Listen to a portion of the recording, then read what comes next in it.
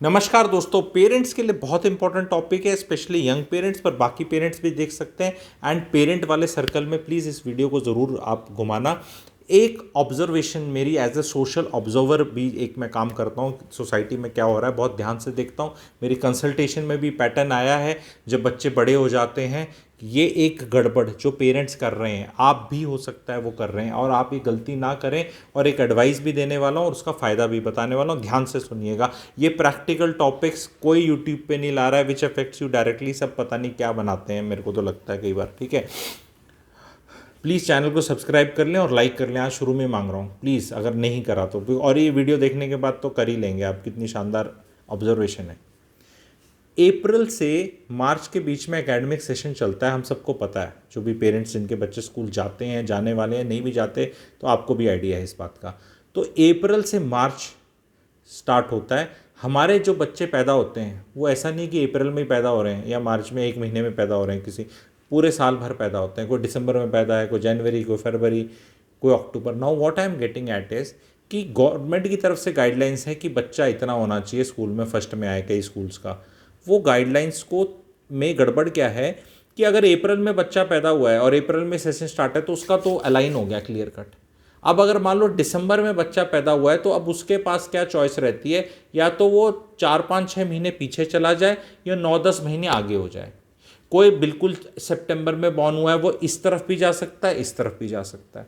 और कई लोग ऐसे हैं जो मार्च में पैदा हुए हैं, या मतलब किसी और महीने में जैसे पैदा हुए हैं जनवरी में, तो 3-4 महीने पीछे जा सकते हैं, मतलब लेट हो सकते हैं, या 10 महीने एडवांस हो सकते हैं। व्हाट पेरेंट्स मिस्टेक कर रहे हैं कि उनको एडवांस किया जा रहा है। टिपिकल इंडियन माइंडसेट, जल्दी कर लेगा मेरा बच्चा, और इसमें नुकसान बहुत हैं। और ये जल्दी की ना ऐसी तैसी होती है जो 18 साल के बाद, 18 साल का नीट का ड्रॉप लेता है, जेई का ड्रॉप ले रहा है, या कहीं कॉलेज में अल्लम बल्लम जा रहा है, फिर यूपीएससी की 8-9 साल तैयारी कर रहा है। वहाँ टाइम का लॉस नहीं पता लोगों को, यहाँ टाइम का लॉस बहुत जल्दी समझ में आता है। कि रिश्तेदार का बच्चा वो तो पैदा हुआ था 2 महीने बाद, उसकी क्लास तो पहले है, मेरे वाले की लेट होगी, हाय मैं तो पीछे हो गया। क्योंकि इसे पीछे होने का एहसास है, तो आप यहीं उसको आगे कर रहे हो। नुकसान क्या हो रहा है मैं वो बता रहा हूँ, ठीक है।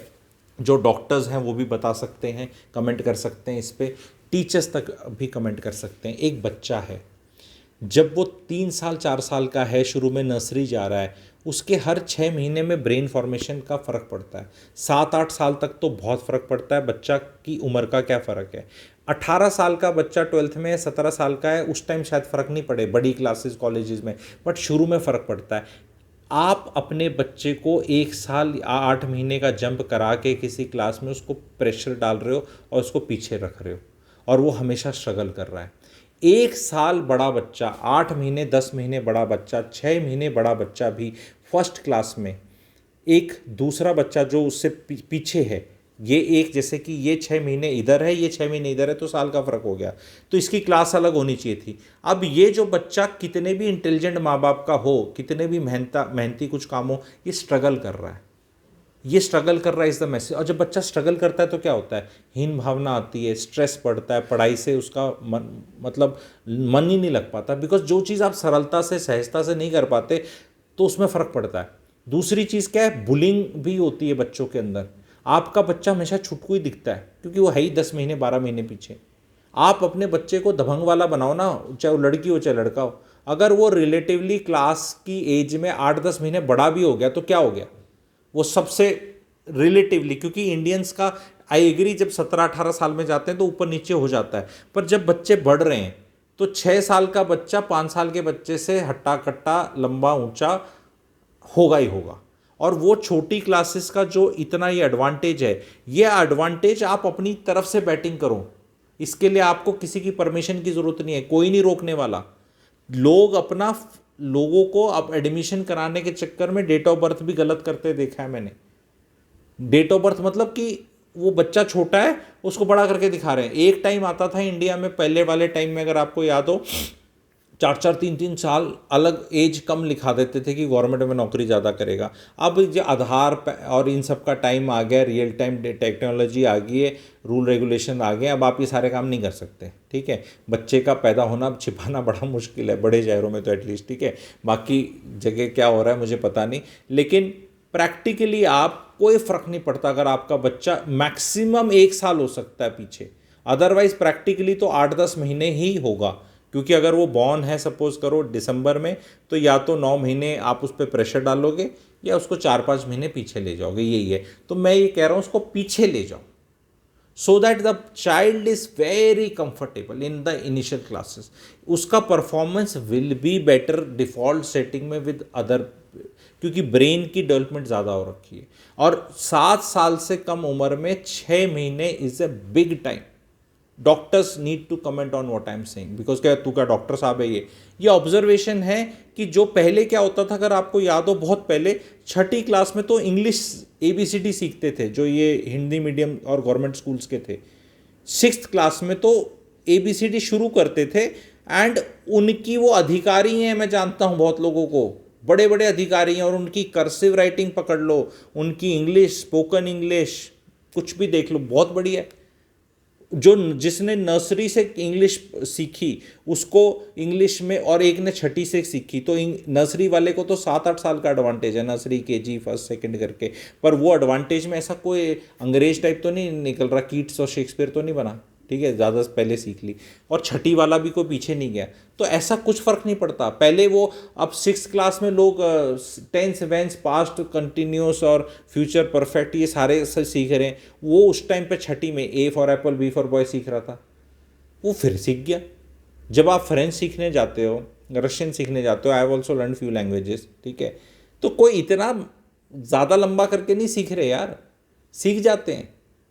पर वो है कि इलास्टिक की तरफ फैला दोगे किसी चीज़ को कि पता नहीं मैं पहले चला जाऊँ, पहले चला जाऊँ, पहले चला जाऊँ, उससे ब्रेन पे बहुत लोड आता है, और उससे आपकी फिजिकल, बच्चे पे जब लोड आता है ना पढ़ाई का, उसकी बढ़ने की क्षमता भी अफेक्ट होती है। स्ट्रेस है, बच्चे पे स्ट्रेस है, बीमार होना, जितनी उसकी हाइट गेन हो सकती है और वो सब हो सकता है, उस पर फ़र्क पड़ता है।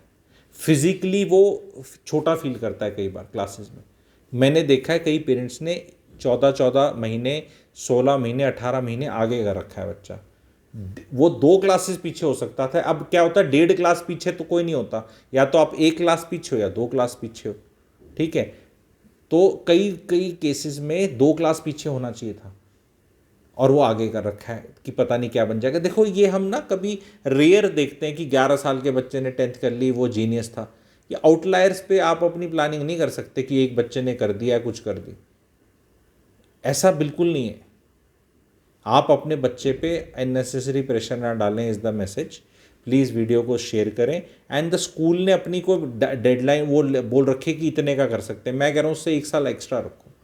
आपका बच्चा 1 साल दुनिया से पीछे भी रहेगा ना, कंफर्टेबल रहेगा, क्या फ़र्क पड़ता है 17 के 12वीं करी, 17 साल के ने 12वीं करी, या 18 साल के ने करी, या 18.5 साल वाले ने कर ली, कोई फ़र्क नहीं पड़ता। At the end of it कुछ फ़र्क नहीं पड़ता। अगर आपको सरकारी नौकरी भी पकड़नी है 60 साल की, तो क्या फ़र्क पड़ता है 1-1.5 साल में, क्या तीर उखाड़ लोगे, ठीक है। और प्राइवेट की नौकरी करनी है तो उसमें भी क्या फ़र्क पड़ता है। मतलब ऐसी कौन सी लग रही है आपकी जो परफॉर्म, बिकॉज आप फिर नीट और जी के लिए वो करते हो, तो लोग कहते हैं कि अभी आगे चले जाते हैं, फिर अगर ड्रॉप करना भी पड़ गया तो बराबर हो जाएगा। अरे भैया उसका दिमाग उस लेवल पे पहुंचा ही नहीं, उस तरह का स्टूडेंट बना ही नहीं।